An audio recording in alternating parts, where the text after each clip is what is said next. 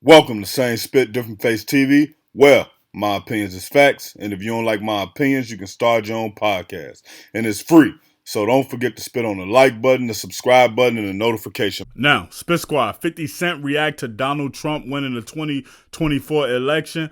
50 Cent says, I don't care how the fight goes, I'm leaving with the winner. Ish still don't know what's going on. Congratulations. Now, the one thing we got to remember is 50 Cent said he turned down $3 million to perform for Donald Trump.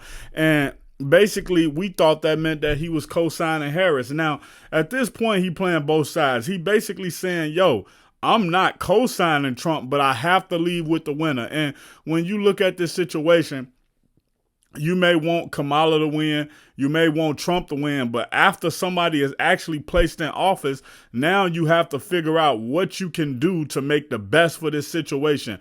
How can you make this situation work for you? And I think that's how 50 Cent looking at it. And also, you know, a lot of people who may be in the Democratic Party or people who may be have different beliefs than Trump, the one thing you want to figure out is how to make this work for you, but how to make some of the things that you want done, how to get those put together and how to make those work. Now, some people say that, you know, the Senate, the Republicans own the Senate. Trump is in office, and I think the Republicans about to take control of something else too. I think it's the House. I can't 100% remember, but anyway, no matter what they take control of, what are you gonna do, man? Do you believe, man? Do you believe in God? And if you believe in God and you believe that, you know, Christ got everything in his control and everything is supposed to play out how it's supposed to play out, yeah, it may be hard times on the road to success, but you'll get to where you need to get. You'll get that salvation you need.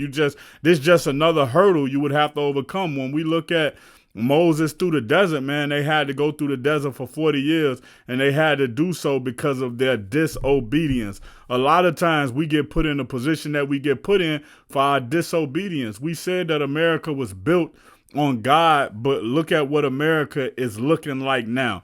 Look at all the things that we are into as a nation, as a country. And I say we because we all fall under the same umbrella. So when you get to this point in life, it's like when you a kid, man. You can't, your parents tell you, don't put your hand on the stove. You continue to go by that stove.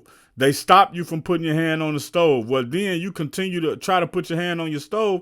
The parents might say, all right, I done told you not to touch that stove. All right, go ahead and touch it then.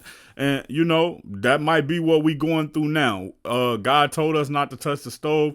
We wanted to touch the stove, and now the stove has been touched. But we don't know how this is going to turn out, man. I've always heard that, you know, what the devil means for bad can turn into good. And for the people who listening to this, I'm not saying that any one person is the devil. I'm saying that it's other factors out here in the world. Like if you can't believe in God without believing in the devil.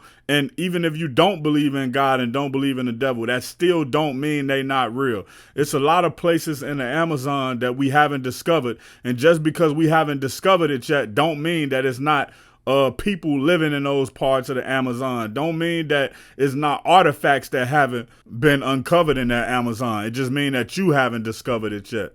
Check out my original Chicago hood movie in the end screen, No Time to Play Fair.